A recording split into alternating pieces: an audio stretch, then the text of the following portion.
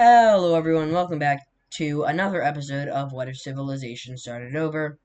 We're now on episode 19 of the series, and in the last episode we saw World War One kick off. Well, it kicked off in episode 17? Yeah, it kicked off in episode 17 with Red attacking into Orange. However, in the last episode, we saw, the first stages of the war. So, in those first stages of the war, we saw a bunch of different countries join each alliance. So, this is our finalized thing. It looks a little bit confusing, but Triangle is Rome's alliance, and Diamond is Red's alliance. And it is basically superpowers, should we allow superpowers to exist, which is Red's, and it is should we get rid of superpowers to allow other countries to become powerful, and that is basically the war. I mean, it's not really, it's kind of like, we hate Red, but, so yeah.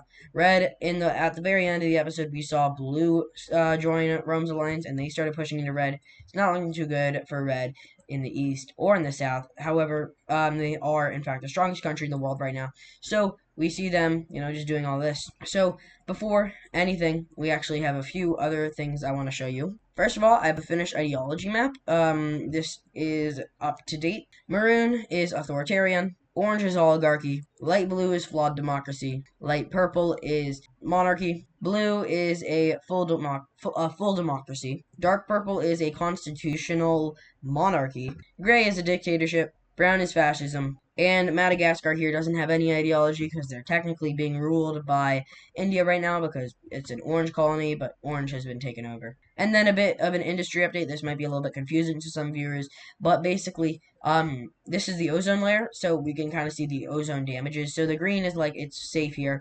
Orange means it's partially damaged, so this is kind of just ozone. You could kind of just see the industry. And then red here, it means it's very damaged. And let's say I were to just erase some stuff like that. So if I were to just erase it, now there's just no ozone here, so there's a hole in the ozone. So that would look something like this, I guess. I don't really know. But yeah. Quick disclaimer, I am a little bit sick, so if I sound weird, or I just start dying of cough stuff, my apologies. But let's get straight into the episode. So we're actually not going to start out with this war. We're going to start out with a unity. So over here in the west, we have Korea and North Japan, and they're pretty close. They are actually in a economic alliance together. It's actually the only economic alliance in the world right now. There was one between Scandinavia, Germany, Poland, and Denmark, I want to say, but that's been disbanded because of the war. But they share an economic alliance with China, and they've just been growing very, very close, especially because Korea colonized South for Japan, and they are going to unite. So here we go with the uniting of these two countries, and this has been in the works for like I said, this has been in the works for a long time. However, not long time, but since before the colonial wars. However, because of the colonial wars, Korea couldn't really do anything, so they couldn't actually unite just yet, so they had to wait until the end of the colonial wars. But then literally not even a full year after the colonial wars did World War One kick off.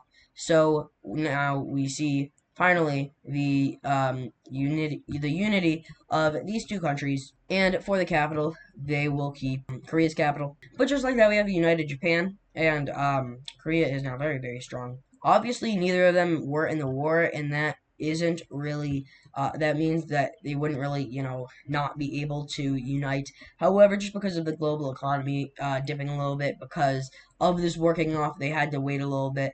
But now that it's steadied out a little bit more, they have been able to unite. So here we go. And for the economic alliance, that is now between Korea and China. If I can find the layer, here it is. This is Korea and China's economic alliance together. It's not really an economic alliance I would show anymore because there's only two countries instead of three. But I'm just gonna keep it here for old time's sake. What?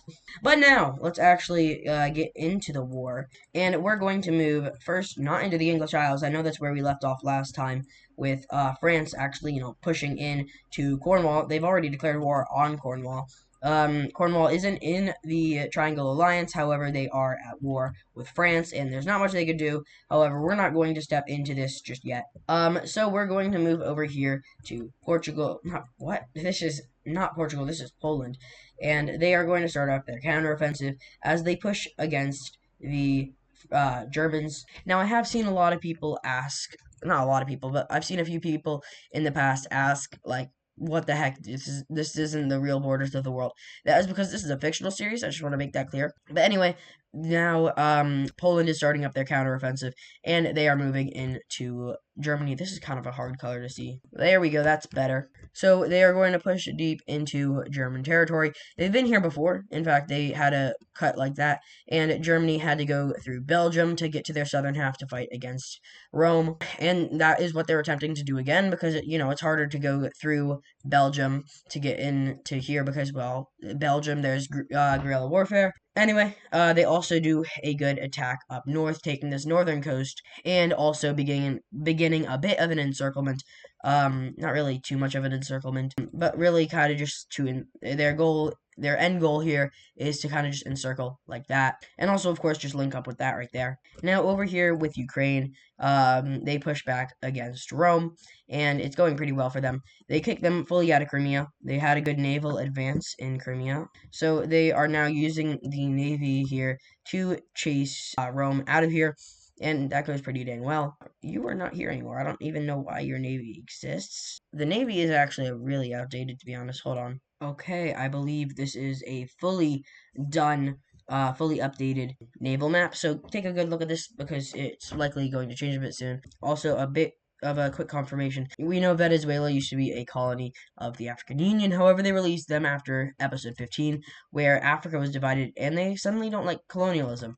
However, they did keep a few islands down here, and they still remain holding on to these. They haven't been taken by Venezuela, nor have they been taken by Spain, and they still remain under African Union rule. But turning the navy off for just a little bit, we see red continuing their advance into Anatolia. It's been stalemated ever since the beginning of the war. However, it is finally moving again just a little bit with just what's happening up here in the north, and then also with what's happening over here in the other north. But this part here is cut off. Let me actually turn on major cities and stuff. Here we go. Here's our major cities and major military bases. I finished them, so that's pretty cool. But this region here, that's a bit encircled. The navy is still there.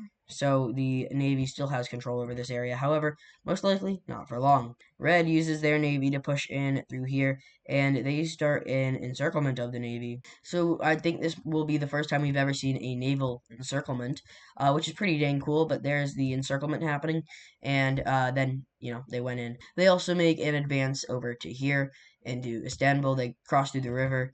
They can't cross too many troops in through the river, but they can cross a few, and it goes into there, and they're in the sea. I can't remember the name of this.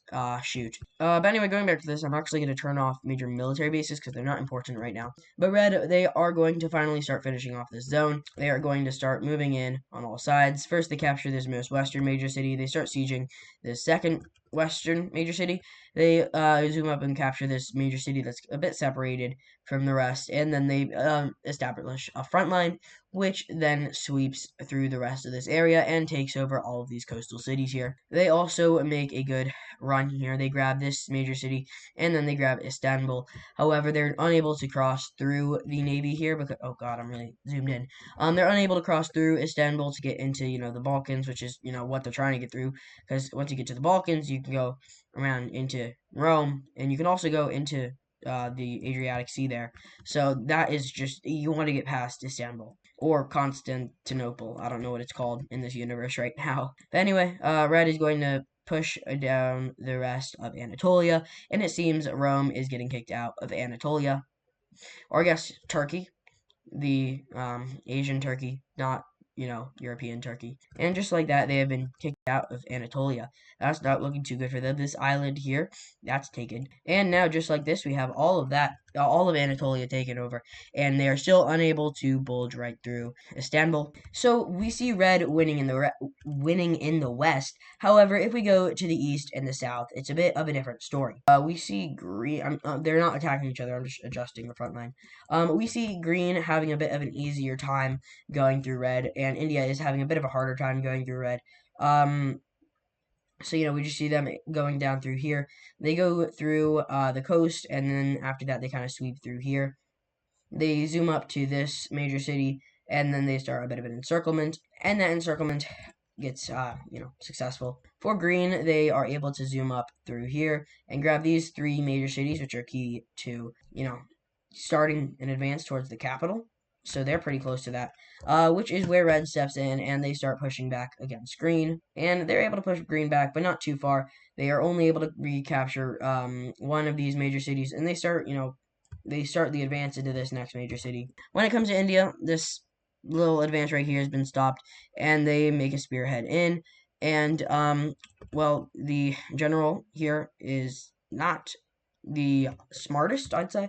So they start a spearhead, and then there's another spearhead, and now they're encircled, and now they're gone. India makes an advance into the UAE peninsula. This is where Red's capital used to be, right here in this major city. Fun fact: if you haven't watched episode 9 and therefore 10, make sure to go watch those because that is important. But anyway, they land here, and now they captured the UAE peninsula. That's not looking too good for Red. And they don't go any further, and that is for a very specific reason, aka down south right here. Blue makes the advance into red. They continue their attack that they had started. This is the first time in a long time that Blue's military has been used, besides against these few African nations that they fought down here. And then also this one, the nomadic group, like 4 episodes ago. They also start their advance out of here, and now they establish this front right there, and they gather up their major cities. They start a spearhead towards this major city, and red is in fact fighting back. Like, I'm not gonna show it, and the reason for that is because every single time they fight back, it goes like this, right? They push back against it. However, right then there, blue will push back again. So I'm not really gonna show it too much. However, I will show this here. Red makes a counteroffensive or an attempted counteroffensive where they push in hard through here, like so. And it goes pretty well. They make it all the way over to here and separate these two front lines. However, blue makes, another advance coming out of their country, and they start, pushing back in, and they also form up a spearhead. And the general here is a lot smarter than the general that was up here, and they will actually just pull out. So this isn't really, this is just the red army pulling out. So luckily for them, they pulled out in time. Then we see this very, very populated area. This is where humanity started, right here, actually. They take all that over. If you got good ball knowledge, you would know that this is the Holy Cities. That is a reference to Ada's Pro's WICSO, his own series. It's very, very good. You should watch it. Episode 100 comes out March 14th, which is a week from today. No, a week and 1 day from today. Anyway, blue is, going around here. They also make the attempt to encircle this. There's not really anything here. This is actually, I think it's industry. No, industry is further west, actually. Yeah, there's no industry over here. I almost put industry right here, but I changed my mind and put it over here in Qatar. And boom, just like that, that is taken over. And they continue their advance, and this is, here is why, obviously, they didn't make any more advances. This spearhead that it was starting up has now finally gained enough power to, well, I guess it's not really a spearhead anymore, it's more of a sweep. But this spearhead has gained enough power to shoot up towards here. And there's an encirclement of pretty much nothing. Once again, just they're encircling desert, which is effective. It's not really, getting rid of any soldiers or anything like that. But blue makes one final advance up through here, and they capture all of this here. They also make good advances up the western coast here, and just like that, it's not looking too good for red. It is looking good for cyan, though, because they are able to push back against green, and that goes very, very well. In fact, they are able to push it back into red territory, and, they're able to free up some land here, and just like that, they have been able to liberate all of this from green, and it's now looking a little bit better for red. Obviously, still not so good. They're getting pushed in by 3 very, very powerful countries. India is very, very powerful. Blue is very, very powerful, and then finally, green is very, very powerful. No, they're powerful, not very, very powerful. Now, moving over here into this thing. It's going well for France over here in the east, however, not so much in the west and the north. However, in the west, it's now going pretty good for them as they're able to push back against South France here, and it's going pretty well. I just said the exact same thing twice. Oh my god. And, well, this is how it ends up. There's now two separate front lines, and south one gets eradicated, the north one gets eradicated, and France starts an advance into South France. That was, I'm literally Dr. Seuss reincarnated. Is he dead? I think he's dead. But they're able to capture one major city, and that is it. And also, still up here in Africa, France is able to push back against Rome just a little bit more. And one major event is happening. Red has finally broken through the front line here. They've finally gotten past Catalonia's navy, and they are now preparing their advance into Africa. They start pushing in to Africa, and this is where the Nile used to be, so they are used to this because they were allies. But all the good stuff gets taken pretty fast. So yeah, Red is a bit familiar with this land. I mean, very anciently. But they have, been in this land with diplomats and stuff before, so they do know, like, what's here and, what to expect. However, they haven't been here in a very, very long time, so it's not going to go all well for them. Like, they get pushed back a little bit here in the south, and this major city gets taken back. And this second major city gets, sieged, or, well, it's being retaken right now. Up here in, what continent is this? Europe. Rome pushes in to France. However, France quickly pushes back against them and kicks them almost, in fact, actually no, all the way out of their territory. And they even make an advance back in to this place, freeing up some German territory. Speaking of German territory, the thing over here that is successful at this point, and so in this encirclement here, however, is not successful, and they get pushed back a little bit, not all the way back, but just a little bit back. Up here in Scandinavia, it is impossible to go through here. It is just a naval blockade. However, they are able to go through here. The Germans are able to. And they make multiple advances into this place. They take Copenhagen, and then they just continue their advances. I'm going to change this color up a little bit because it's ugly. But Germany makes it into this island here, and this other island right here. I believe there is a base of operations on something here. But anyway, this major city right here, that's been taken, and they also start an advance towards this major city, and combine these two spearheads into a one massive front. They cut off this area here, take that over, and it's not looking too good for the Norwegians. So, Spain also here, oh god, what did I do? Oops, I did not mean to have that open there. But Spain, they push Catalonia out. And they also push up against Catalonia here. However, up here, they get pushed out of Catalonia. And Catalonia starts pushing back against Spain. And Catalonia is pushing pretty good into Spain. Take a shot every time I say Catalonia. You're going to fail. Catalonia keeps pushing back into Spain, and Catalonia is doing a pretty good job in Spain. Catalonia takes a major city in Spain. Now, also take a shot every time I say Spain. Spain, Catalonia, Spain, Catalonia, Spain, Catalonia, Spain, Catalonia, Spain, Catalonia. Okay, I'm gonna stop now. This, yellow country pushes back against the green country, and the counteroffensive made by the green country is now, put down to a halt, and it is just in this area. The green country has taken over what used to be major border disputes, however, a war settled it, and that's also how, the green country got all of this. Back up here, Poland is going to push a little bit further south against Germany. Not too much, just a little bit. They take two major cities. Actually, that is a lot, to be honest. Let me undo that. They do this, and that's all. Okay? Okay, screw it. They're gonna just do that. However, Germany will make a good choice and start an offensive right here. And actually, they link up the south from the north, and they split Poland's front lines in two. They also are able to push back against Rome. And France pushes into Rome. Just a little bit, though. Actually, that wouldn't make too much sense. This is the Alps. They would probably push in... Let me check. Hold on. I don't think they could even push in right here. They would push in right up here, though. So, there we go. And, well, with that happening, this front line here would collapse just a little bit. And they're actually, no, they're gonna maintain control over this major city. Moving back over to here, France pushes in to Blue, and France seems to have a fully established eastern front line. Blue isn't able to defend up here just yet, and they are able to actually move around down south here. So what they do is they take over all of this, and they also move a bit into German territory here. However, India does most of the work over here in Germany.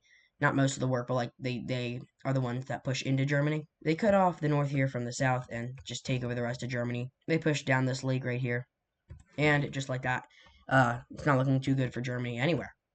However, no fear, hope is here, because they are able to push into none other than this country. Yeah, that's right. The Germans are able to push a little bit into what? Oh my God, they're able to push a little bit into India here, and they also do a pretty good job over here against Norway. I really hate these African front lines, to be honest. They really make me mad. However, for Norway, it is not all bad because they're able to push into Spain, and they're able to push that much into Spain. It's pretty good. Moving into Africa, or moving up north in Africa, the Denmark claim over here that is going to be occupied by South France right here, and that's about it. Moving back up north, Rome is going to request Russia to join their alliance once again, and they're going to decline. They say no. They actually give a full-fledged reason this time, and that's because they share a border with three strong countries. That is Ukraine, Red especially, and Cyan. And then also it seems that every single country is losing in some way. One way or another, they're losing somewhere, except for Ireland. Ireland is pretty lucky, and they also would border Germany if Germany were to happen to push through the rest of Poland. Repeat history, and now there's a front there for them to fight. But anyway, we are going to move back into the English Isles, which is the name of this episode, the English Isles, and we're going to zoom in just pretty far into the English Isles. So let's do that. 3, 2, 1. Now look at how zoomed in we are. Isn't this cool? So here we are. Germany, not Germany, France, has already declared war on Cornwall here. And actually, let me turn something off. So first of all, this is the English Isles, right? If it will load. So we have that. The big yellow circles, those are capitals. The small, very small yellow circles, those are villages. The, medium-sized yellow circles, those are major cities. The small white dots, those are major military bases. And then the big white dots, those are the bases of operations. And we also have the provinces. It was a little bit difficult up here, so it's a little bit off in a few places, but whatever. Right now, France is going into Cornwall. They are unable to go through here. No one's able to go through this, area because the waters are just, they're too rough to go through. So they aren't able to directly attack into Ireland. They have to go through Cornwall, and then most likely London. Not all of London, though, probably just the west. And that actually just depends on what happens. So here we see France pushing in to Cornwall, and unluckily enough for Cornwall, the first thing that is attacked here is the capital. So here we go, the capital is captured, and just like that, we have the first fighting in the English Isles. Now let me just go ahead on the Navy just a little bit. So you're not able to see what is up with the Navy right now, but I know what's up with the Navy. I just don't want to spoil anything. So, France is going to start moving on out there. They're going to capture this village here. They're going to move on down here. And why, you might be wondering, why the heck am I zoomed in? Why don't I just show, it in the normal map right here?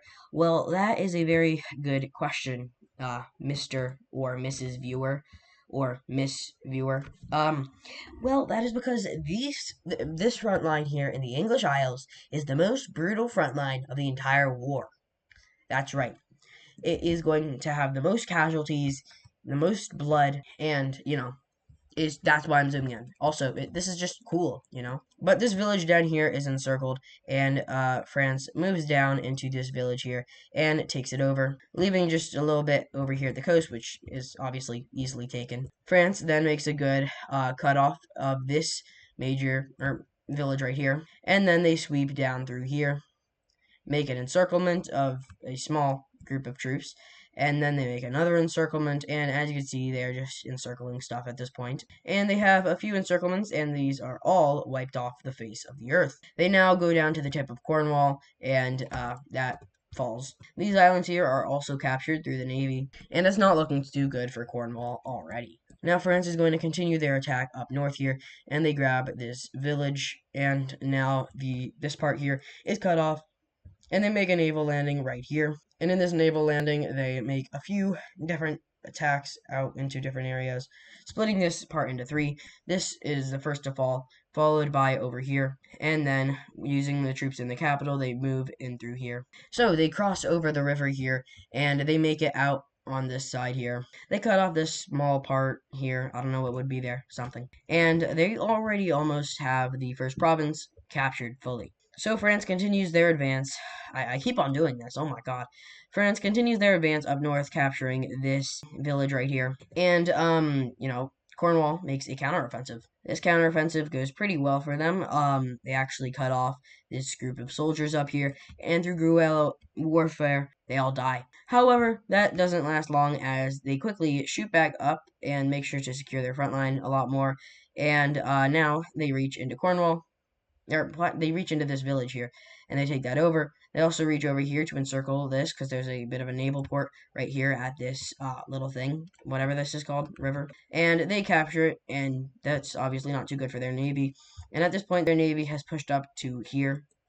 So where the front line is pretty much where the navy is. But the navy does loop around and go through here, landing right here, almost reaching to the next province. So obviously this isn't the, normal pacing. This is a lot slower.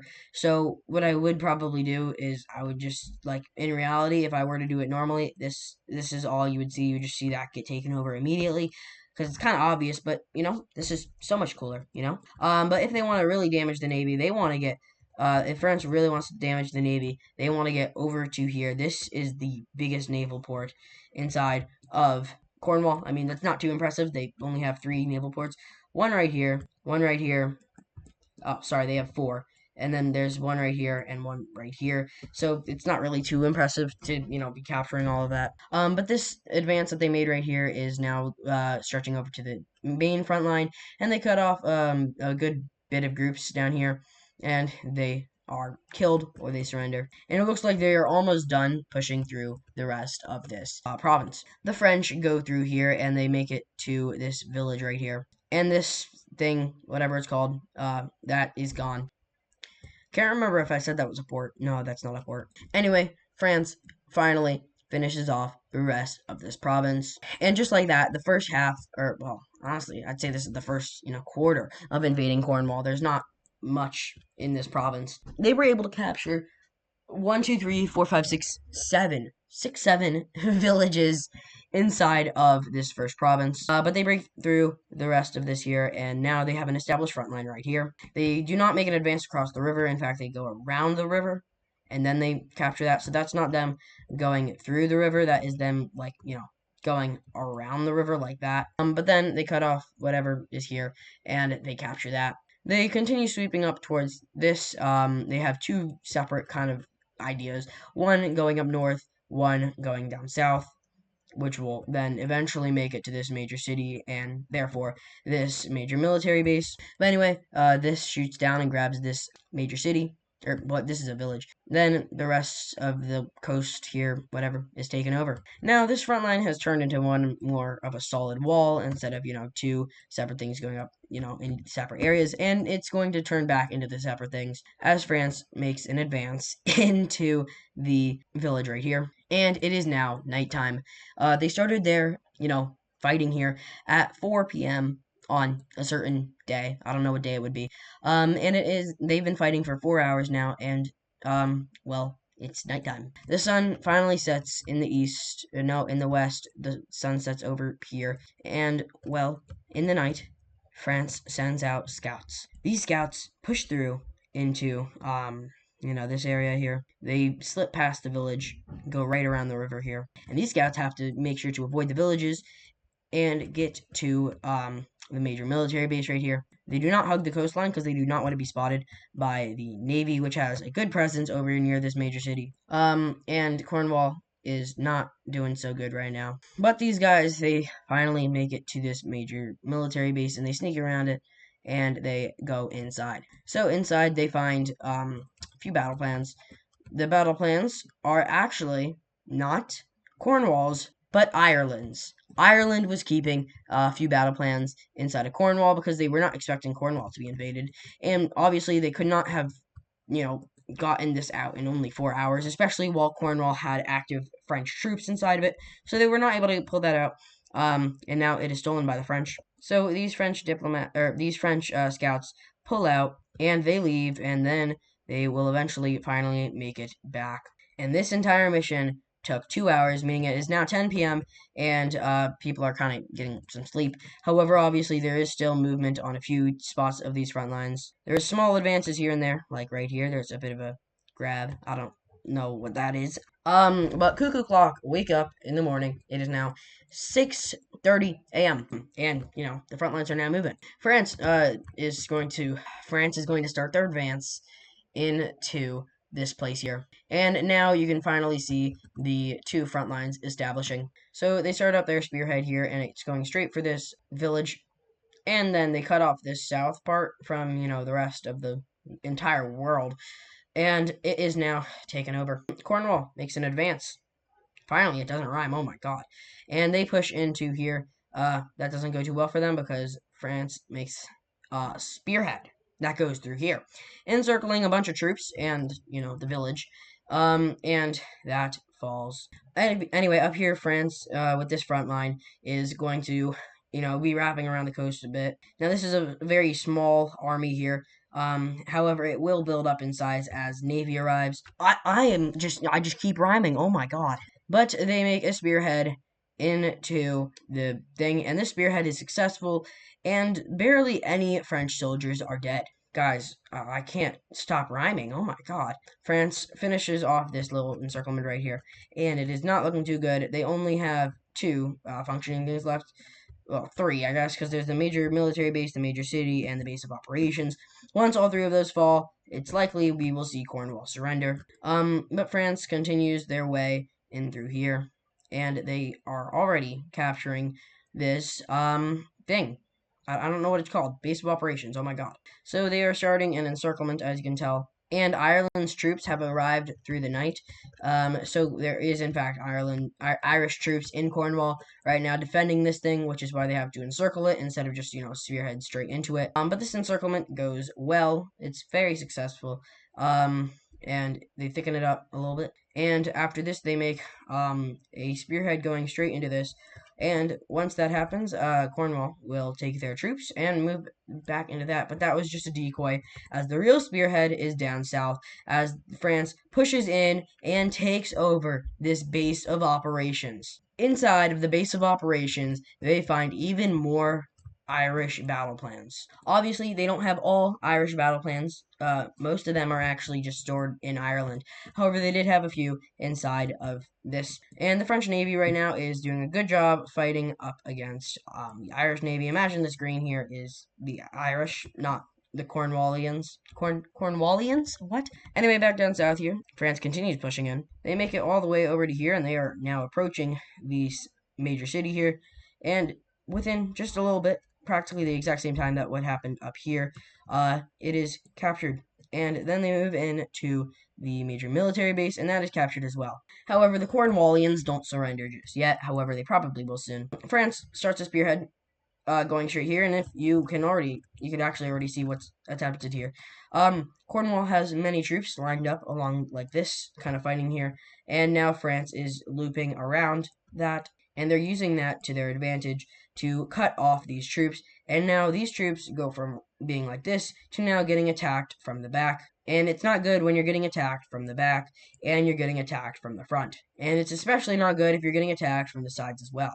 But as these guys fall, once the final soldier falls, well, probably not at the exact same time, Cornwall will ultimately surrender over to France. Just like that, the first part of France's mission is completed. Now they've done it. They've made it all the way to London. And the reason I'm calling this country London is because it's not really England, to be honest. It has all of Wales. But London is going to be an actual foe compared to Cornwall.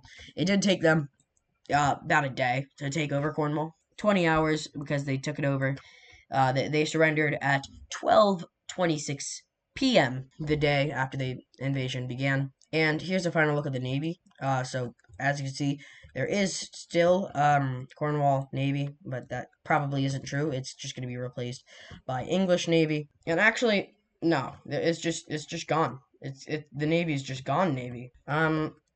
So yeah, just imagine that this Navy doesn't exist. But now it's time, and France declares war on Cornwall not Cornwall, on England, or London. Oh my god. And they actually hold their ground steady right here. They make sure to not invade into London. However, they also make sure to not get invaded by London because what they're doing is down south.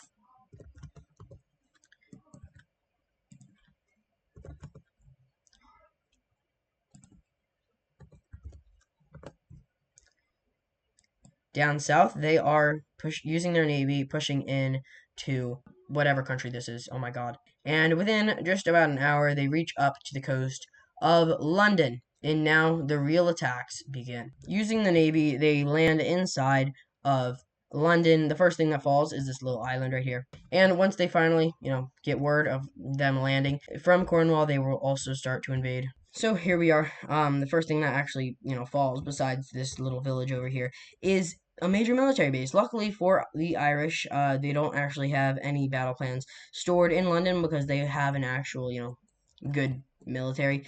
It's not like Cornwall doesn't have a military, but they just don't have a good military. And the Irish were not expecting France to actually invade Cornwall. If anything, they would expect, they know that the waters down here are rough.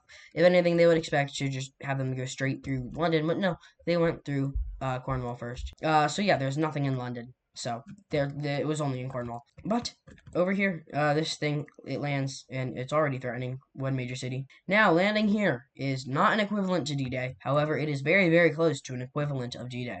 Tons and tons of troops are moving in to London right now. And this is where France is trying the hardest. The reason France even ended up invading Ireland is, like, the mainland, is because everywhere else, like in North America, the colony is winning.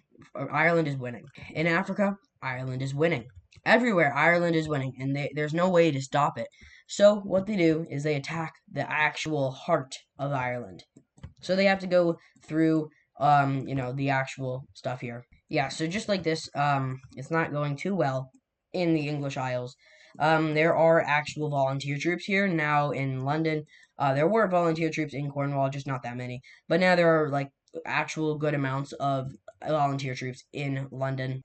But anyway, this continues, this equivalent of D-Day almost, as the French push up towards this village right here and capture it. Now, the guerrilla warfare is terrible in here, and it's actually taken back by the Irish and the Londonese because, oh my god, because of the guerrilla warfare. However, that quickly fails once this village here is taken, and then with the overwhelming amount of troops that is taken, then France continues their advance into here. And this entire part is cut off and therefore taken over. First, however, it is taken over by the sea, and then the people in the sea kind of just move in to the rest of it. The French also land over here in, the east, and that goes pretty well. They're able to capture a little bit here. They capture two villages, or three villages, my bad, and one major military base. So yeah, as you can tell, this goes pretty well for them. From this island, which is pretty much their base of operations, besides for Cornwall, they make another landing on this island, and then finally move in to here, and they start attacking towards this major city, or major military base. They also capture this island, and push up against this river, as they begin the great crossing of whatever the heck this is. But hundreds of thousands of troops are now pushing against this river, and they all explode out on the other side, and they immediately start, just sweeping through all of this. It's just blitzkrieg, the speed of blitzkrieg, and they take over all of this. And just like that, they reach up with this other front line, meaning now they have a full front line, except for right over here. But that is, going pretty well. They do, in fact, link it up, and they reach up here towards this village, and now they have a full established front line in the south of London. They're unable to push against London here. In fact, they get pushed out from this main part here. However, that allows them to make a good advance right over here, which allows them to move back into this part. But with them moving back into this part, they actually get pushed back over here. And then they push back once again, taking over this village. And then they go back and take over this village here.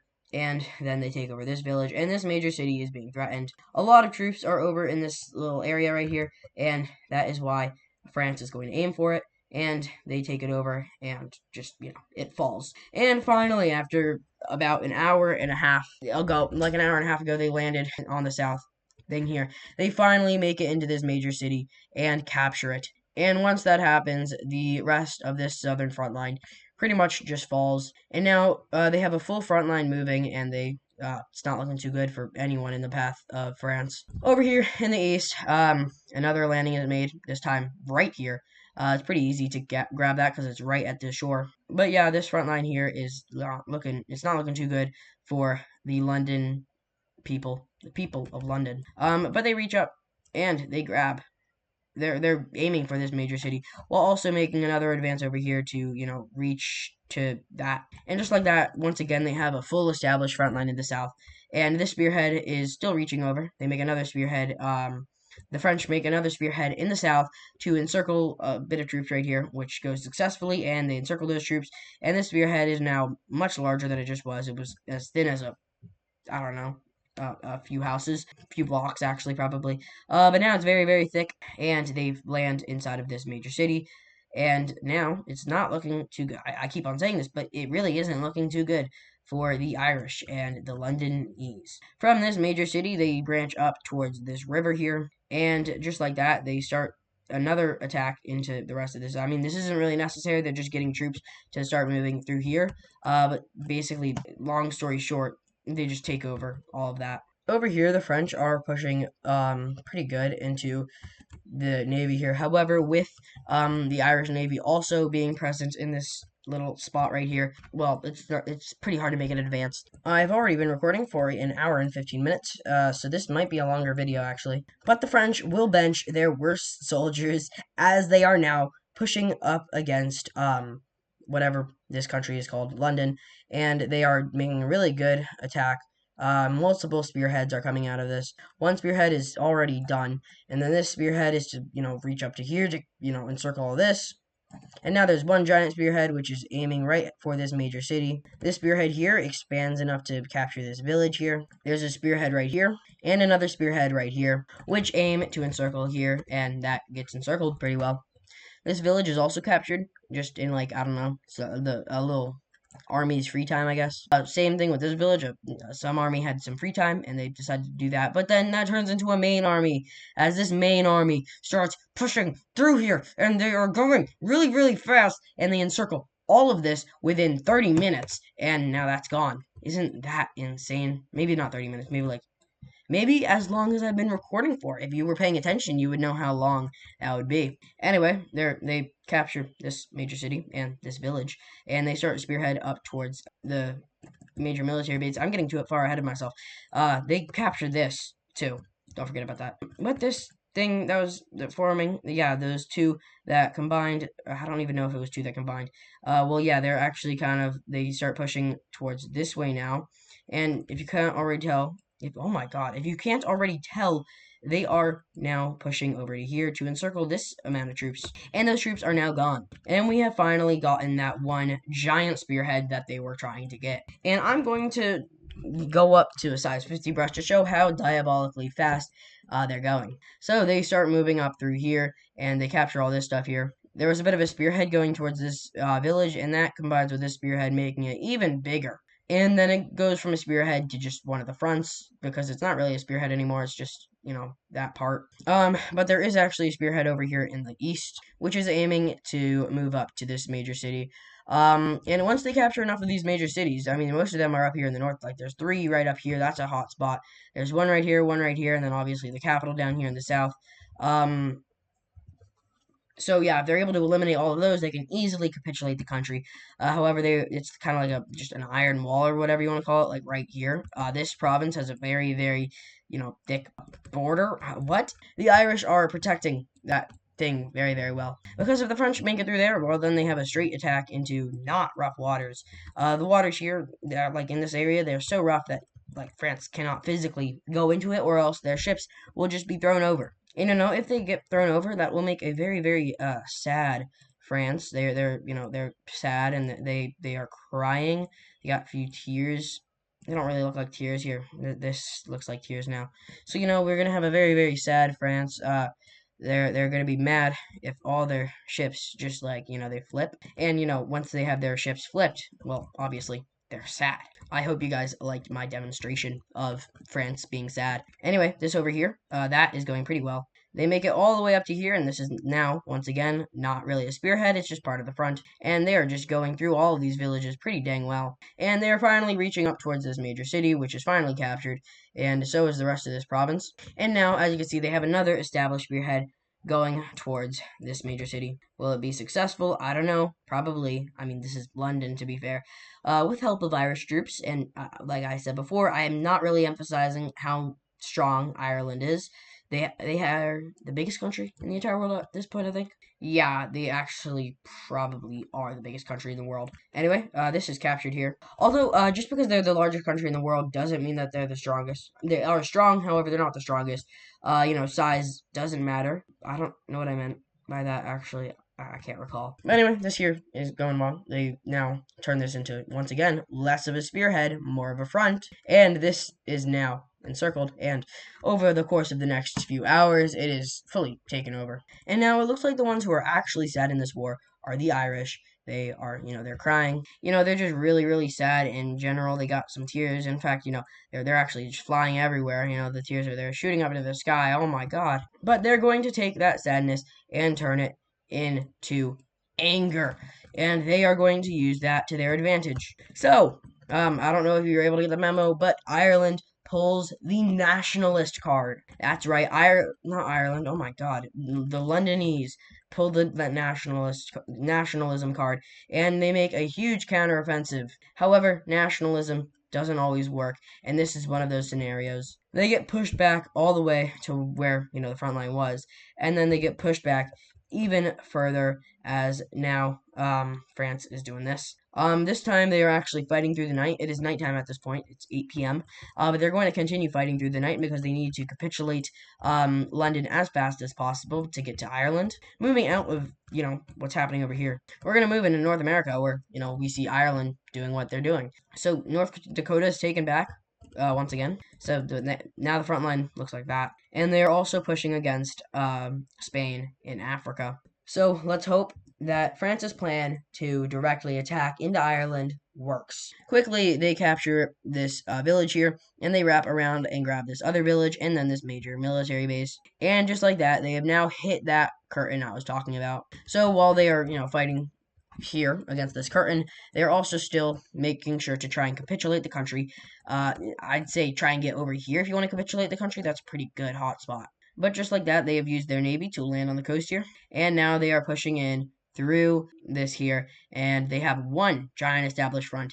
And it is now 2 a.m. and there's a ceasefire for the night. So for the rest of the night, there is a legal ceasefire written between London and France.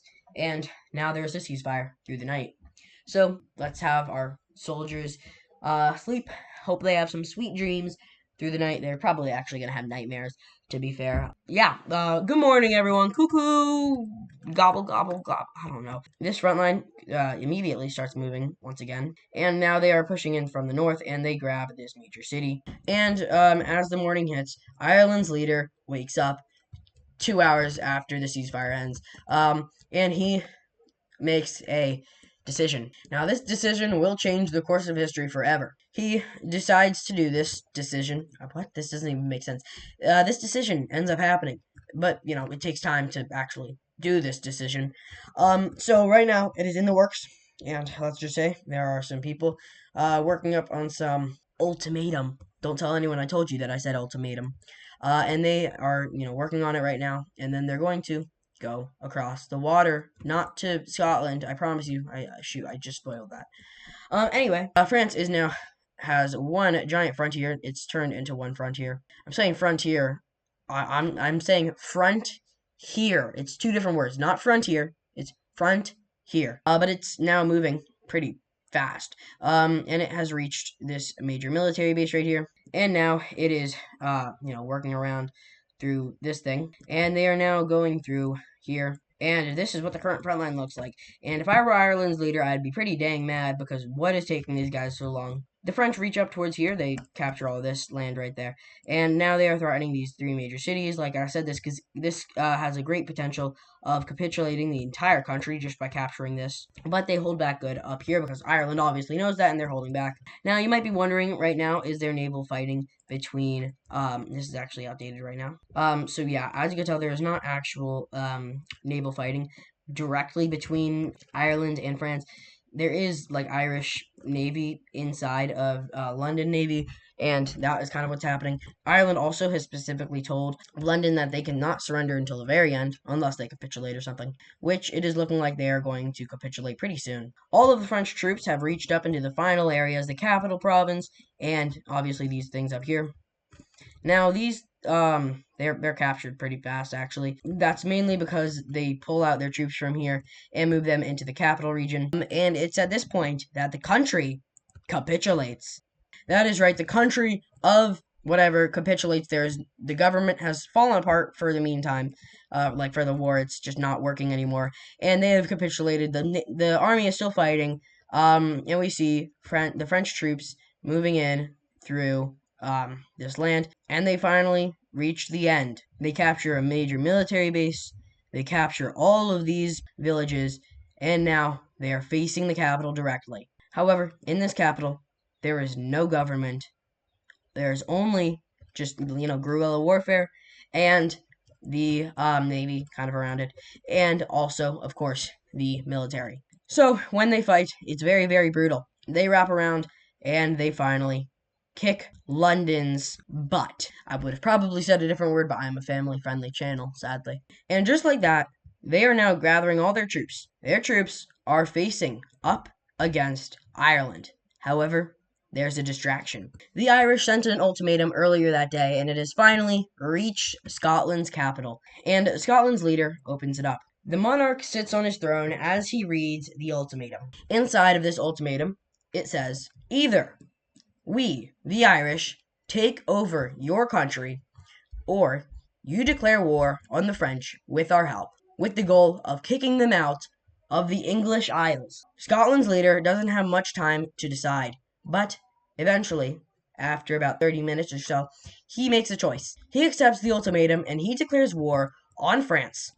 Not only that, but he also joins the military alliance, and now we see the distraction actually, kicking off. So the French are going to start off their campaign inside of Scotland, taking over this, and then moving their way through, capturing a major city and a major military base and village. They also move over here and grab this thing. Then they keep moving up the coast and grab a major city. I keep saying grab. Take a shot every time I say grab. Anyway, they continue pushing in. And now they have a fully established front. And Ireland has a good feeling, they had a good feeling even before they sent the ultimatum, that Scotland would lose. However, they were willing to take that risk as a distraction while the French are fighting Scotland. They are able to fight against the French and kick them out of the Isles potentially. And the French move. They move really, really fast. And it is at this moment in time that we see the first use of tanks in warfare. The French are the first ever country to use tanks in warfare. Other countries have been developing them, like, for example, Ireland, Spain, Rome, Russia, Red, India, a few more countries all around the world. But France is the first one to finally actually use them in warfare. And let's just say that against Scotland, it's pretty much game over for them. They start out this front over here in the east, and then they start another front over here in the west. The French in these circumstances are pretty much unstoppable. The Franks are frankly unstoppable.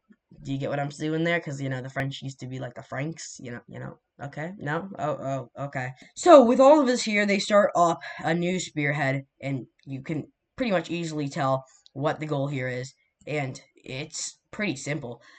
They cut off this thing, which is a big portion of troops. Whoa, what did I do? And they now start pushing in to this encirclement, which has tons and tons of troops. And it finally dies out in this village right here, where not only is there military fighting, but also the, literal citizens of Scotland have been given weapons to fight the French. And after artillery strikes are sent down on this village, is the only time that the French actually fully take it over. Up here, they continue this front. They reach up to this major military base in this village, and then this major military base. And now, just like that, they're already threatening the capital. It is approaching night. It's, late afternoon of the third day, and, it's been very, very brutal. So many casualties on both sides, mostly the side of the English Isles, but just in general, so many deaths. It doesn't even matter what country you're from.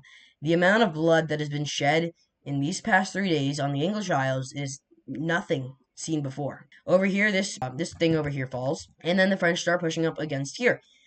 It's like they're unstoppable. This is why tanks are very, very important, especially when you're the only country that has them. Over here, they are reaching around towards the capital, but the French also make sure to not only focus on, the capital front. This time, the Irish don't have many troops inside of Scotland because, well, they're defending their mainland. They're not defending Scotland. But these two major cities are captured. This village is captured. This village is captured. And just like that, we are now approaching the end of the time of Scotland's war, whatever. And there are now two spearheads reaching out, trying to take over each major city over here. This eastern one is successful, and this western one is successful as well. You really thought I was going to say that it was unsuccessful. Yeah, so they reach up towards this, and then it thickens up everywhere, and, the spearheads turn into more of a front. I mean, they're still spearheads, as you could tell, but once again, it's just more of a front now. But this thing over here turns back into a spearhead, and it's now shooting up towards this thing to, like, the northern coast right here, to cut off this thing over here, which falls. And then there's another mini spearhead right here to cut off all this, which eventually, after a little bit, falls. And now, it's at this point that the country capitulates. With the country capitulating, it's only a matter of, the French just moving through the territory, taking it all over, because they didn't surrender, they capitulated, which in my mind is different. So the French have to move their way through here. I'm sorry if you can't tell the difference between these colors. I can, so I don't know about you, though. So with the country capitulated, it's now a lot easier. The monarch is very, very mad. The Irish leader, they have a democracy, I think. But anyway, that doesn't matter anymore because the Scottish leader is probably captured and sent into some sort of French prison or whatever as the capital falls. And with that, the country actually, surrenders this time. And just like that, we have the Scottish surrendering over to the French, which means there's now only one part remaining in the war. Or, well, the English Isles War, and that is to reach Ireland. And here we go, as the final bits of this war are about to take place. French troops are quickly moving towards the Isle of Man because, well, it's pretty obvious attack spot. That's probably the first thing they're going to want to attack. There's a major military base here and a major city here. But they make a landing here, and they're going to make yet another landing inside of another country in the English Isles. And quickly, the Isle of Man obviously falls. And with the Isle of Man falling, there goes the rest of the Navy in this area. And you might be wondering, why does Ireland seem weak? They're not weak, it's just, this is the Isle of Man. It's, like, in the middle of everything. But the French are now sweeping through this right here. And the Irish are pushing back against the French. However, with that, the French are now pushing back against the Irish. And the Irish push back against the French as they try and liberate the Isle of Man. But then there is a counteroffensive by the French, and that's followed by a counteroffensive by the Irish, and as you see, these guys are pretty equal. The French make another counteroffensive, and they actually start, an actual full spearhead, a naval spearhead, so it's more of like this, right towards Irish lands. And they land, and they begin the great attack of Ireland. I'm going to turn off the Navy for now, I'll update you in a minute. But they land, and they start attacking. First, they, obviously take over this area with the sea, or this lake here. It's pretty easy to take that over because it's kind of hard to guard around a lake. But the French continue pushing in. They start threatening this major city right here, and, it gets taken over, or, well, sieged. It's being sieged right now, and just like that, it gets encircled. However, it doesn't fall just yet. The French start a sweep up through here, and the Irish start pushing back, especially down here in the south. They almost free this major city, however, they're unable to, and the French seem to want to starve this major city instead of just taking it over.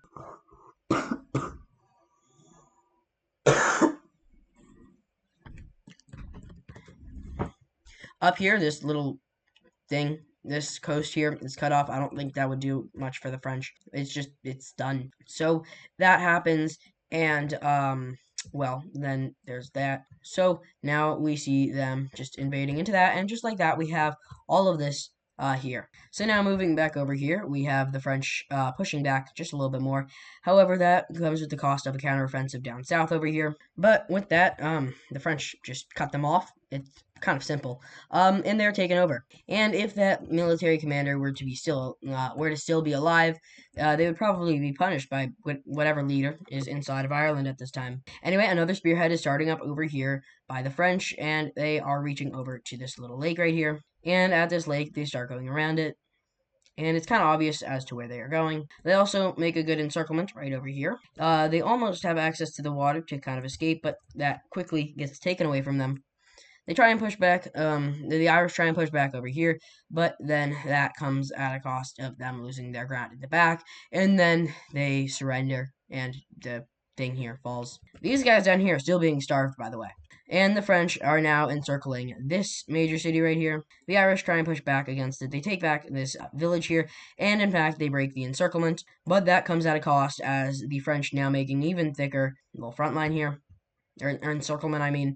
And, well, it's not looking too good for the Irish. Now, all of this here is taken over. But we're going to take a break from Ireland here, as now we move into the Scandinavian front, where German continues their massive counteroffensive.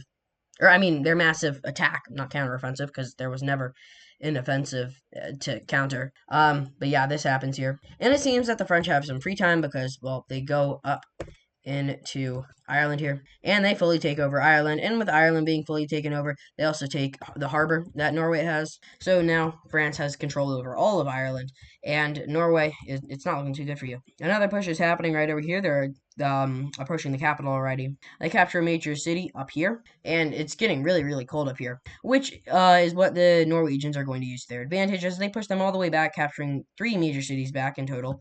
And they also get a little bit of ground to work with, and they're also able to kick the Germans out of here. And like I said before, it's just like an iron wall right here. It's impossible to cross past this thing. It's just very, very strong. Actually, it would be the other way around, my bad. Wait, no. Shoot. There we go. That's what it would look like. It's just impossible to cross. It's just banging. That's not what I meant. Same thing over here, with the French. Just imagine that's a French color right there. It's just impossible to cross, and then there's, I guess, a big presence right here too. And then maybe a good presence over here. Apparently there wasn't a good presence right here, because that's gone. Over here in North America, with Ireland, facing casualties in Ireland, the French are going to be able to push back against Ireland. Now, before I get to the pushing back, I gotta actually show you guys the attacks that I haven't shown you yet. Here we are. This is fully updated now. But anyway, the French start pushing back against the Irish. They take back all of Michigan here, and they also start pushing back in the Dakota area. And just like that, the front is now looking like this. So it's going a lot more into the French favor, meaning yes, this is their plan is actually pulling off and it's working well. So the Irish, having bringing a bunch of troops into here, they're going to need to fix some stuff up. First of all, they can't occupy this over here anymore, so they're going to give that to, dear God. So they're going to give that to South France to occupy. I know they don't actually have a land border through Denmark, but they have a water border, and I'm sure Russia's fine with that. That was not a joke. I think it kind of sounded like I was being sarcastic. Anyway, also another pulling out of troops is happening over here because they're doing a bit of a occupation trade with blue here, because they're just not able to hold on to all of this land. So here we are, and then obviously we have the continuation attack of Ireland here. Now moving back up here into Catalonia, we're going to turn the Navy on for this. It's really crazy in the Mediterranean, to be honest. But Catalonia, with the help of Romans and the South French, are going to push back against the Spanish right here, and they're going to be able to take back their islands. With that, they also have a good encirclement right here. This is also the once again. Oh wait, who even with this? Oh, this is outdated once again. Oh my God, that's what it's meant to look like. Yeah, there we go. So there's an encirclement there, and that's kind of just shared between the Catalonians and the Romans. So back on land, we can show how Catalonia takes back their islands. They do push back just a little bit, and that is when Spain makes a bit of an iron wall, I guess you could call it. So they push against it, and now there's just an iron wall, as you can see it It kind of runs along like that. So that is just, they're holding a massive defensive right there. And moving just a little bit further north, with France mainly focused in the Isles, South France is going to use that to their advantage to actually start pushing back against France. They push into here, and they're not able to take back these three major cities just yet. But they also push over to here, and the French get kicked out of their territory. I'm pretty sure at this point this would be, I'm gonna actually just change this to be more logical. This is occupied by the Germans right now. So with that, we see this, and this gets pushed back right there. Then the Romans continue pushing through France, or I mean through Germany, and they reach France. With that, they also start pushing into France. Now, obviously, they don't push into France alone. South France also begins pushing into France, and that's not good because, well, there's not much room between South France and France's capital. So, yeah, this is what's happening here. Now, Germany, they are going to push back in their southern front, not only against Poland, but they will actually, yeah, Poland's getting kicked out, but they will also be able to push back against the Romans. And with that, the French will be able to use that to their advantage to push back in their eastern front. And now the war is looking a bit like this, with South France's fronts collapsing. And now there's like a bunch of small fronts, which will quickly be eliminated one by one. They also are able to kick the Romans out of their territory, which allows the Romans to kind of push back up against Germany a little bit. And the French continue their offensive, or well, redo their offensive into South France. And now we have this with a bit of a straight front, to be honest. It's not what I think it would look like. Hold on. Yeah, so that front actually splits in two. There's now this eastern thing, which is actually mostly fighting Rome, to be honest. But then there's also this western one, which is most definitely fighting South France. Did I use indefinitely right? I don't think I did. Anyway, moving over here to Cyan. We haven't seen them since the beginning of this episode, I think. Yeah, they're getting pushed in again. So they were able to survive for just a little bit. They're getting pushed in the north now. They also get attacked over here in this little lake. And now they're getting pushed in from the north, and it's not looking too good. They attempt a counteroffensive, which goes well at first. They're also able to push back over here. However, all good things don't last forever, as, well, they get pushed back once again, this time even further. And now, just like that, green is threatening these guys again. Moving into South Africa over here, Spain starts to push back against Africa.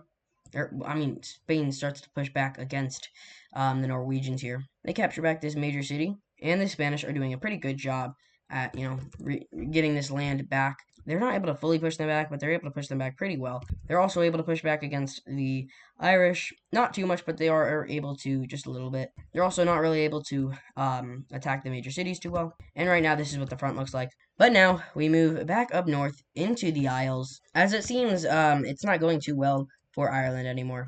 These two encirclements, they've been starving out these cities, and this northern one is now just not being starved out. They're just taken over. However, the southern one is still being starved out. You guys are really cruel. If there was some sort of UN, you would probably face some sort of charges after this war if you lose.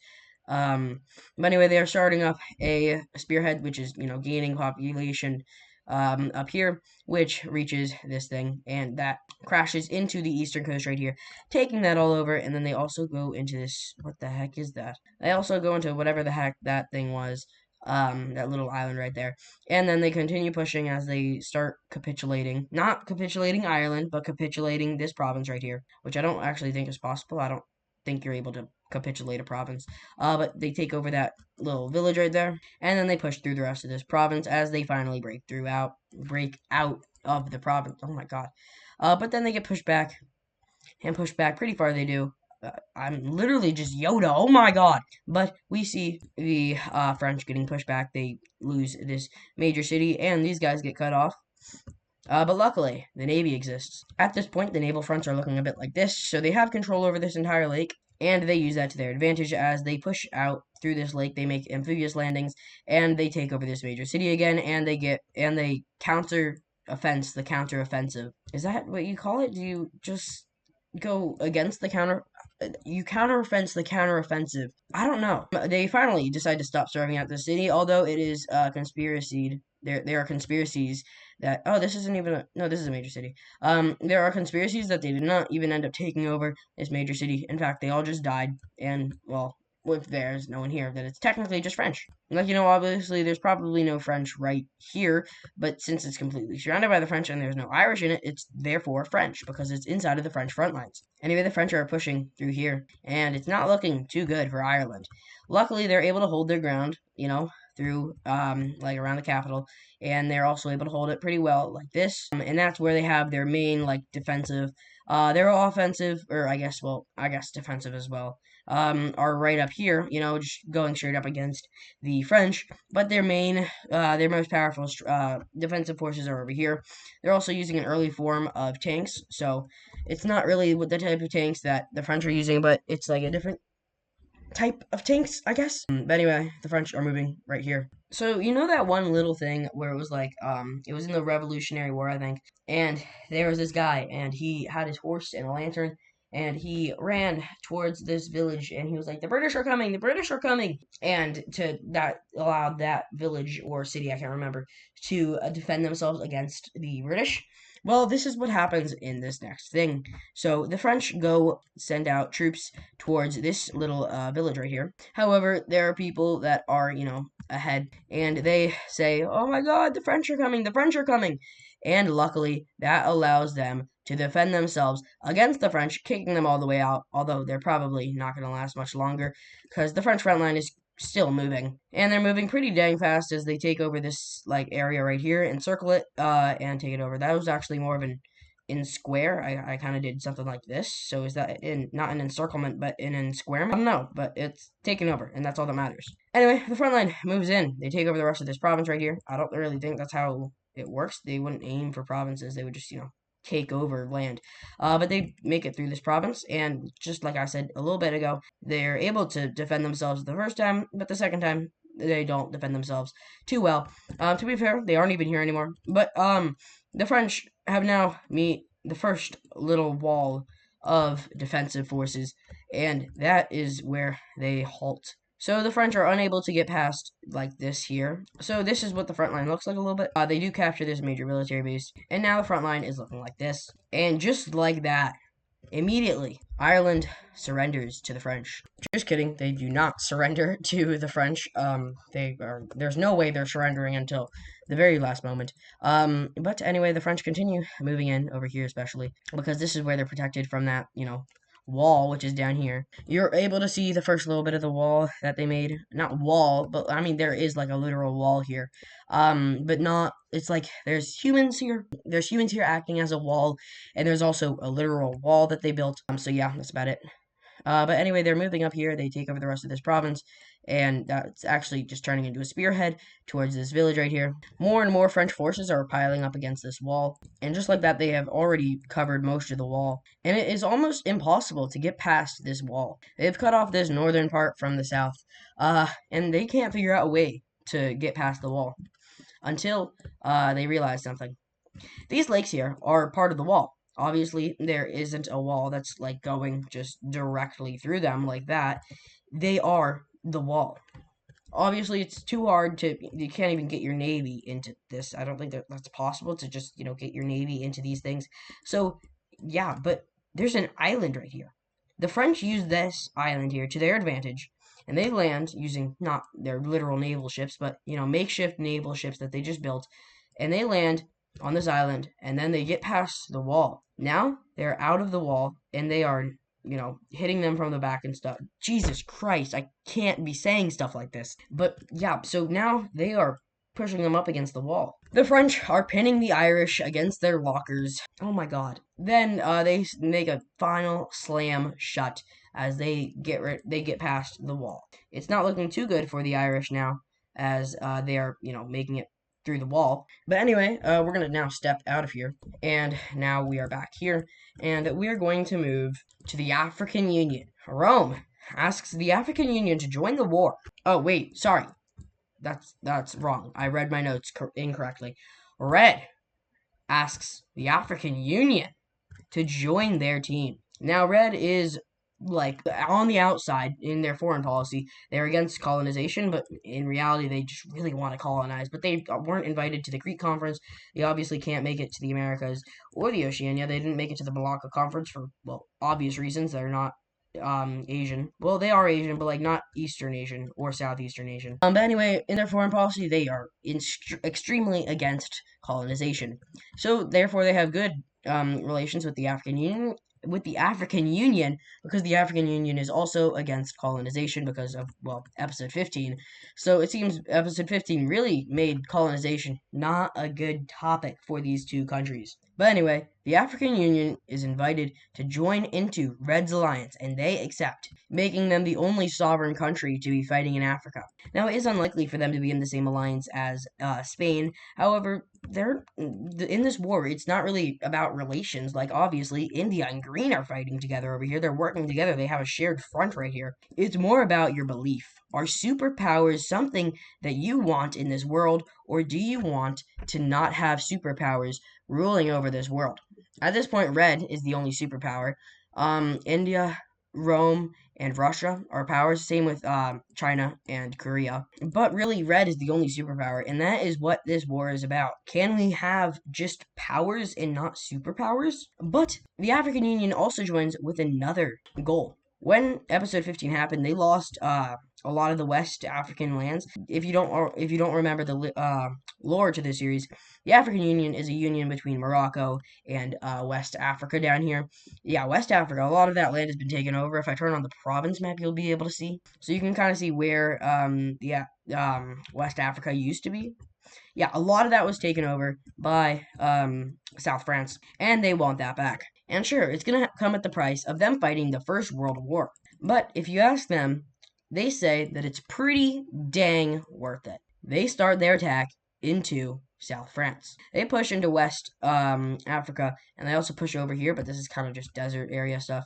So also, not only did Red have South Africa join to fight South France, more importantly, they had them join to fight against Rome. Right now, France is having a hard time fighting against Rome. It's been pretty much a frozen front line for a while, but this will likely unfreeze it, as it's now being, pushed in. But the African Union pushes this in. They also have allies that were taken, like Algeria, or I guess Carthage at this point. It was Carthage, yeah. Carthage was taken, and they want their land back.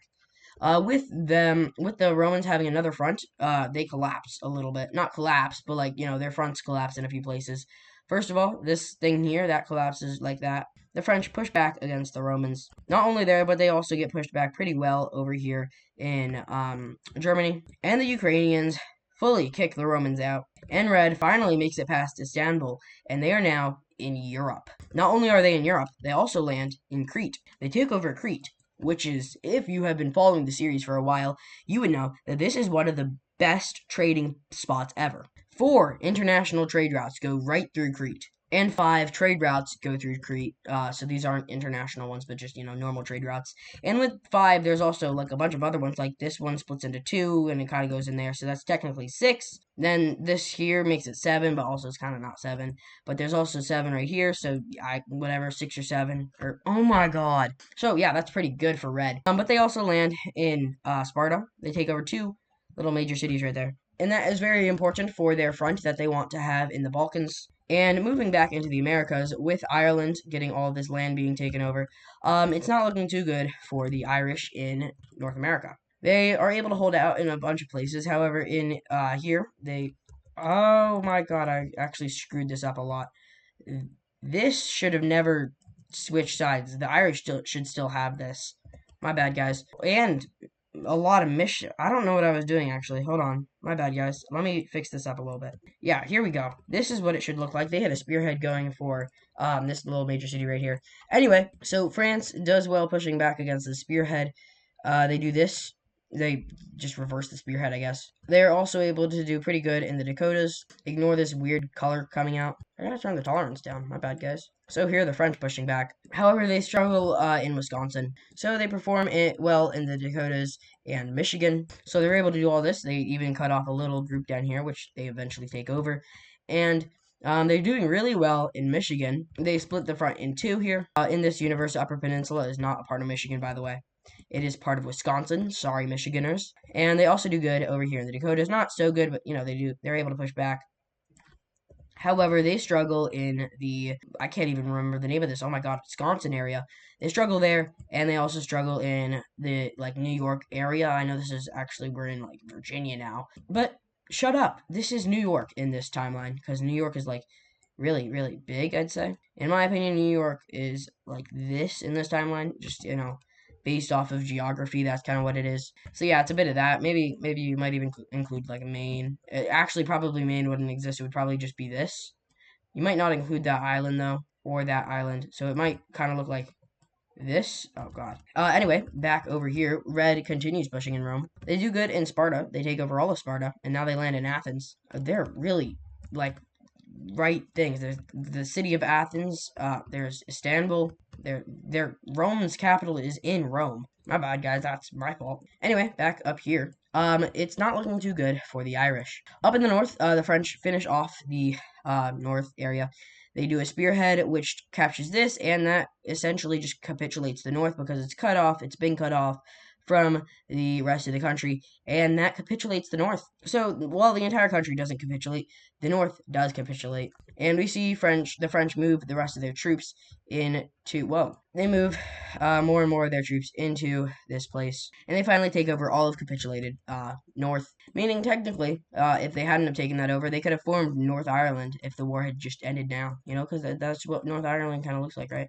Sorry, my bad. I'm getting a little bit off track. So France uses the west over here to push in. They go over here, they capture this village, and this is the biggest front because this is where they originally broke through the wall. Luckily for the Irish, the biggest front is the furthest front away from the capital city. That's a big difference right there. The Irish do push back just a little bit. They have a bit of a counteroffensive. They approach this village right here, but that counteroffensive dies. And they approach this major military base, which is eventually captured. And finally, on all fronts, France pushes in to Ireland. Ireland is in a state of panic because they are close to getting taken over. France is pushing deep into Ireland. They take over all of this stuff, and now they are one province outside of the capital city. They push the rest through here. They make their way, make a bit of a spearhead towards this major military base. They also make a mini spearhead grabbing this thing until they grab this major military base, where they group up their troops and kind of form another spearhead going this way, which then eventually encircles, or I guess in diamonds, in diamonds these troops as they finally get taken over. Now they push the rest of the way through, and they are approaching their 1 out of 2 of their base of operations. So this isn't their only base of operations. There are other ones down here. But if this were to fall, that would not be good. So they have to make sure to defend over here. But with them defending the base of operations, that also threatens the capital, as now they get into the capital province. With that happening, they pull their troops out from here, which allows France to actually take the base of operations here. However, that stops their advance towards the capital. And I'm telling you now that they would rather have an advance toward France would rather have an advance towards Ireland's capital than France having an advance in the base of operations. My bad, guys. Take a shot every time I say Ireland. No, just kidding. Don't do that. You're probably underage. I mean, to be fair, I'm underage too. I don't know what I'm talking about. But they take this major. This is a village. My bad, guys. They take this village, and now they're once again making an advance towards the capital. France makes an advance around here. They make a spearhead, and a lot of these soldiers will soon be dead. I seriously don't know what I'm doing, but right now you can see that they have 3 main spearheads. One right here, which is actually at risk of, just being chopped in half because it's rather thin. One spearhead, which is very small over here, and then one spearhead over here, which I don't think there's really an objective. I mean, you can get down south with it, reach this thing, and then, reach over here, get the base of operations, get right there, right up there. Although you can probably move through this north part, so there's a lot of different ways that they can go. Anyway, speaking of up north here, they're going to advance. Oh my god, I can't stop. They're going to make a spearhead, and they'll reach this major city right here. This spearhead will gain popularity, and it will reach up to this lake here. And then they will, just basically cut off the rest of the country. Oh, what is even happening there? Basically everything gets cut off over here. So now, for the second time, the north has been cut off from the south. And when that happens, it could capitulate. However, that's pretty unlikely right now. France continues attacking into here. They make 2 major spearheads.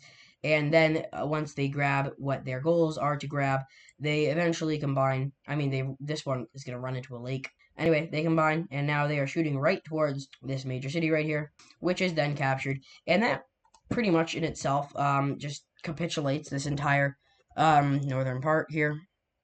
I guess this is a more of a western part, yeah, definitely western part. So now it's not looking too good for Ireland anywhere. So France over here, they're not getting. There's no counteroffensive right here. It's just they're taking their troops and moving them. So they're taking these troops out and they're moving them to make a new spearhead going this way. And this is for obvious reasons what they're doing. I keep on saying that something's obvious, but I'm not even telling you guys what is happening. But you could see that they're making a spearhead to cut off this giant piece of land, and they will, move. They've been in Ireland for about 2 weeks now, I'd say. So it's obviously been much harder to push into Ireland than it has been to push into the Isles, which took about 4 days. But they've been in Ireland for about 2 weeks now. Anyway, now that this is encircled, they're going to start pushing in, and they are pushing in pretty good. Within this encirclement, there's also other encirclements that are happening. Then once the encirclement happens, it's eventually taken over. So as you can see, there's a bunch of different encirclements. This one falls, then this one will fall, then this one will fall, then this one starts getting attacked, and then it's split in two, and then this one falls.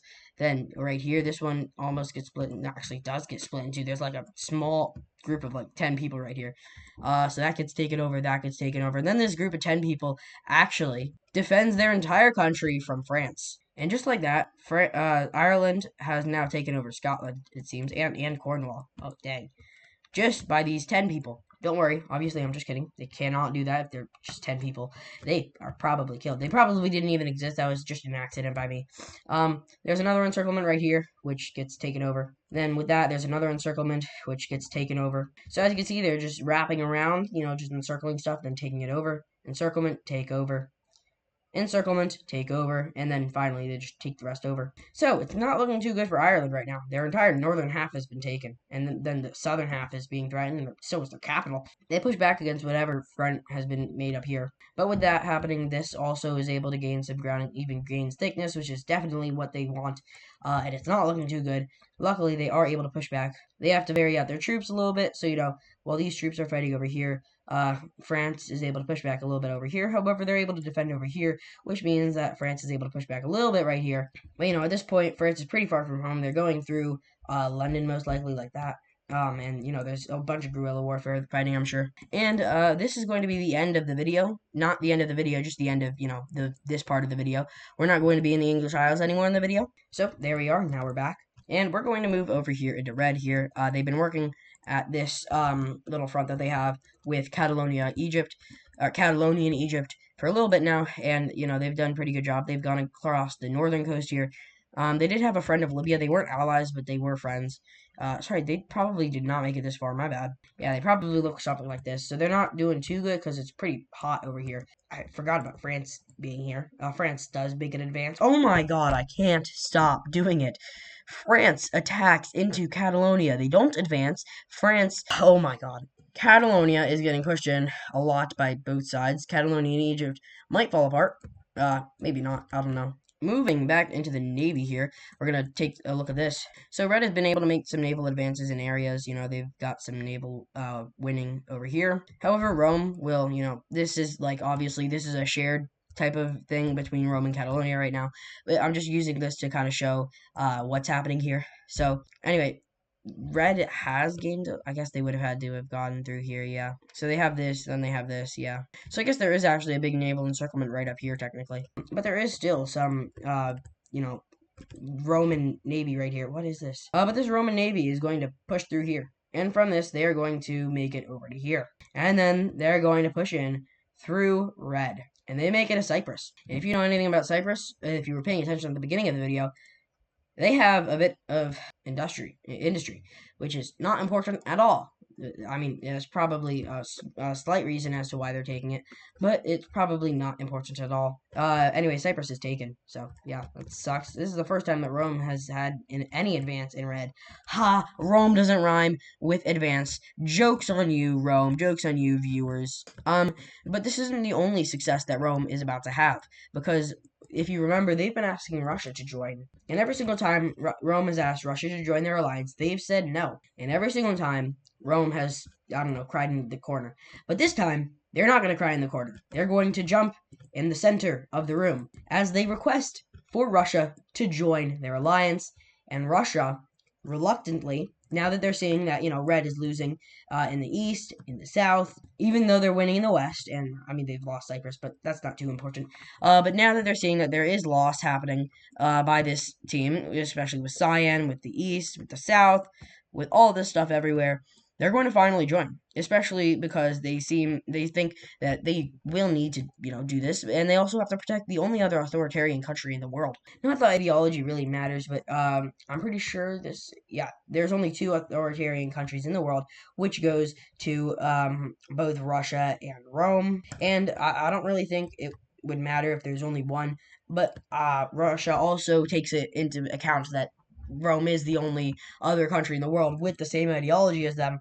But anyway, that is not the main reason that they join. But yeah, Russia joins. Whoa, I just grabbed a giant chunk of Rome. Russia joins the Triangle Alliance. And now we see them begin their attacks. Obviously, all of their, military has been mobilized. It's on the borders of every country, Rome, Poland, Finland, like just by default. But then, even though it's on Poland and Rome, it's still on, heavily on Ukraine, Red, and, Cyan. And here we see Russia moving in to Ukraine. They take over all this here, and they also move in right over here. They also push into Red, and they push into Cyan. And just like that, Red now has a new front in the north. But luckily, they have the natural barrier of the Caucasian region. It isn't too much of a border, but it's basically what Orange's, Episode 1 borders were. Now, it goes a little bit further north and a little bit further south, but basically, Orange's original borders. And if Russia is able to break through Caucasia, they're now right at the, not gates, but they're very, very close to the capital. And with them being close to the capital, that also means that there's probably a good chance that we could see great advances by both Green and India. And with that, a good advance by Blue. And just like that, Red now has 4 very, very strong countries pushing into it. But then again, it is the only superpower. And do they have plot armor? No. It seems like they have plot armor, but they're just really strong. So now the race begins between Russia trying to get through Caucasia before Red can get through the Balkans and get to Rome's capital. Now, who will win? Well, that's not going to be decided. At least not in this episode, because this episode is ending right now. Thank you guys so much for watching this episode. It was very, very long. In fact, I've been recording for 2 hours and 47 minutes. Can you believe that? That is almost a 3-hour recording. Jeez, this probably is actually going to be split into episode 19 and episode 19.5. I wish it wasn't, but it likely will have to be. But thank you guys so much for watching. I've been recording since 3:30 p.m. and it is now 7 p.m. So that's kind of just, bit of time for you there. I have paused, but thank you guys so much for watching this episode. World War I, I believe, is ending next episode, unless this is episode 19 and then there's episode 19.5. But World War I is likely ending in episode 20. So make sure to stay tuned for that. In this episode, we have seen so much happen. I don't think I even know how to start with the recap. We saw Korea and North Japan unite. We saw a lot of stuff happen in Europe, especially stuff in the English Isles. And we saw great pushes by each team on every continent in every single region you can think of. This is truly a global war. We have stuff ranging all the way from North America to South Africa, to Arabia, to Iceland, to Norway, to Spain, to Central Asia and South Central Asia. So truly, so much has happened in this episode. So I've been recording for almost 3 hours at this point, so please like this video. Please subscribe to my channel. We just hit 100 subscribers just a little bit ago. I came out with a special, 2 specials actually. One special was giving every country nukes, so that's pretty crazy. And then I can't remember what my other special was. Shoot, guys, I'm really bad at this. Oh, right, that's right. My other special was telling you guys my scrapped ideas. So that also included scrapped ideas from this series. So make sure to go check that out, because there is some pretty cool stuff. Make sure to also check out my my What If Civilization Started Over speedruns. Those are pretty entertaining, to be honest. It's like this series just really, really fast. In 2 episodes, we've made it to, I think the early or the late ancient era. So yeah, that's pretty crazy. Make sure to subscribe, comment down any ideas that you have down below, anything that you want to see before the end of World War I. make sure to do that. And then if there's something that you want to see have happen, oh my God, I can't speak. If you want to see anything happen after World War I, also let me know about that. That's a pretty cool thing that could happen. Yeah, thank you so much for watching this video. I'm sure it was very, very long. Make sure to like, I just said that.